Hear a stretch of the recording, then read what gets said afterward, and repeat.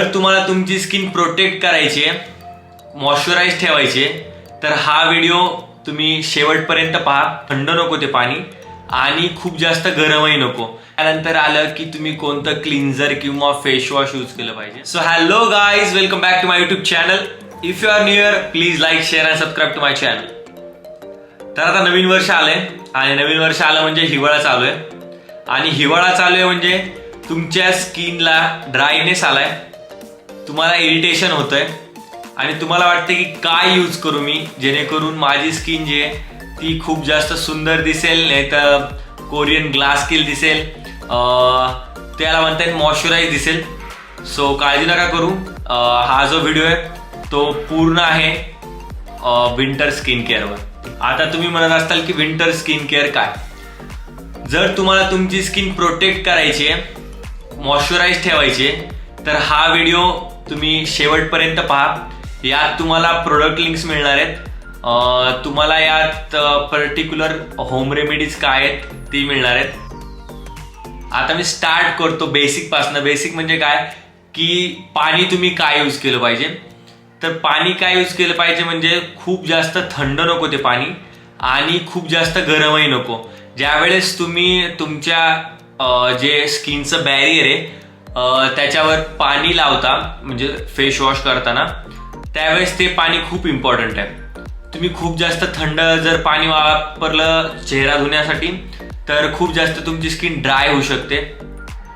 तुमच्या स्किनला जे ते जास्त इचनेस वाटू शकतो नंतर.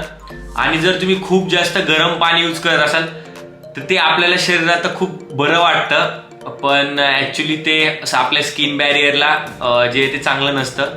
कॉज त्याच्याने रेडनेस तुम्हाला दिसेल आणि जेही तुमची ओपन पोर्स होतील, जी चेहऱ्यावरची पोर्स आहेत ती ओपन होतील, जेणेकरून तुम्ही जर बाहेर गेलात तर त्यात डस्ट बसेल आणि डस्ट बसून तुम्हाला जे ते पिंपल येतील, तुमचा चेहरा ड्राय दिसेल आणि तुम्हाला जे ते फेस प्रॉब्लेम येतील. तर तुम्ही यूज काय करायचंय, तर तुम्ही यूज करायचंय लूक वॉर्म वॉटर, जे खूप गरमही नसेल आणि खूप गारही नसेल आणि तुम्हाला सॅटिस्फॅक्शन मिळेल.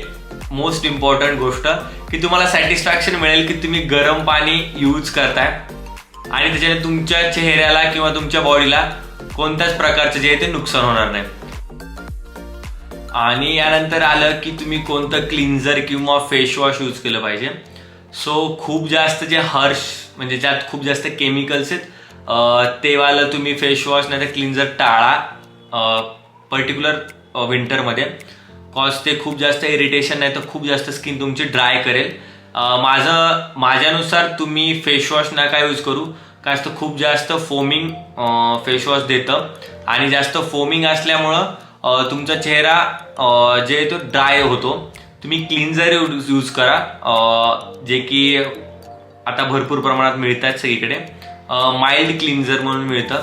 नाहीतर तुम्ही जेवढं नॅचरलवाले प्रोडक्ट असतील, नॅचरल स्किन केअरवाले ते यूज करा. जे काही प्रोडक्ट असतील मी ते डिस्क्रिप्शनमध्ये नक्की टाकेल. जर तुम्हाला कोणतं माहीत नसेल तर मी पर्टिक्युलर स्किन तुमच्या टाईपनुसार डिस्क्रिप्शनमध्ये लिंक्स देतोय, तर ती तुम्ही पाहू शकता आणि त्यानुसार तुम्ही परचेस करू शकता. त्यानंतर येतं मोस्ट इम्पॉर्टंट मॉइश्चरायझर. सो ज्या वेळेस तुम्ही आंघोळ करून बाहेर याल, फेस वॉश करून बाहेर याल, त्यावेळेस जेवढं तुम्हाला जमेल तेवढ्या लवकर जे ते स्किन केअर करा. खूप जास्त दोन्हीमध्ये जे ते टाइम देऊ नका. कॉज तुमची चेहरा ज्या वेळेस वॉश केल्यानंतर थोडा ओला असतो, त्या ओल्यामध्येच तुम्ही मॉइश्चरायझर लावा, जेणेकरून ते जास्त होल्ड करेल आणि तुमची स्किन जी आहे ती ड्राय होणार नाही. मॉइश्चरायझरचे पण लिंक्स जे आहेत प्रोडक्टच्या ते पण मी टाकतो डिस्क्रिप्शनमध्ये.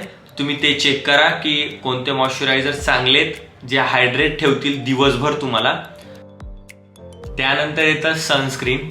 आता खूप लोकांची जे ते त्यांना माहीत नाहीये की सनस्क्रीन काय यूज करायचंय. आणि आता खूप लोकांना बघताना वाटत असेल की सनस्क्रीन कोण यूज करतं, कॉज एवढं ऊनच पडत नाहीये, इतकी थंडी आहे, इतकं ऊन नाहीये की आम्हाला सनस्क्रीनची गरज आहे. बट कधीच तुम्ही सनस्क्रीन जी आहे ती स्किप करू नका. कॉज सनस्क्रीनचा खूप मोठा जो आहे तो रोल आहे विंटरमध्ये. तुम्ही जेवढं तुमच्या चेहऱ्याला प्रोटेक्ट करताल तेवढा तुमचा चेहरा जे ते चांगला राहील, ड्राय होणार नाही. कॉज मॉइश्चरायझरला ते लॉक करेल. मॉइश्चरायझरच्या वरती सनस्क्रीन लावतो आपण, जेणेकरून ते हायड्रेशन जे आपल्या बॉडीतलं नाही तर आपल्या चेहऱ्यावरचं ते चेहऱ्यावरतीच राहील. नुसतं जर तुम्ही मॉइश्चरायझर लावलं, तुम्हाला घाम आला, मॉइश्चरायझर निघून गेलं, काहीच यूज नाही त्याचा. सो सनस्क्रीन कधीच तुम्ही स्किप करू नका. कॉज थोडंही ऊन असलं तरी सुद्धा UV रेज म्हणजेच अल्ट्राव्हायोलेट रेज या उन्हात असतातच आणि त्या तुम्हाला हार्म करू शकतात. सो तुम्ही सनस्क्रीन यूज करा आणि तुम्हीच परत सांगताल की खूप जास्त चांगलं तुम्हाला जे ते रिझल्ट मिळाला याचा. आणि लिप्ससाठी मी सांगतो की खूप चांगली जी आहे ते हायड्रेटिंग वाली लिप बाम जे आहे ते यूज करा. खूप जास्त लोकल घेऊ नका. कॉज जसं एक चांगलं प्रोडक्ट 1 महिना जाईल तसं तुमचं लोकल प्रोडक्ट खूप जास्त दिवस जाईल पण त्याचा यूज नाही आहे काही. तुम्हाला जे होटाचा ड्रायनेस आहे तो जाणवेल. सो मी लिंक देतोय काही, त्या तुम्ही तिथून घेऊ शकता.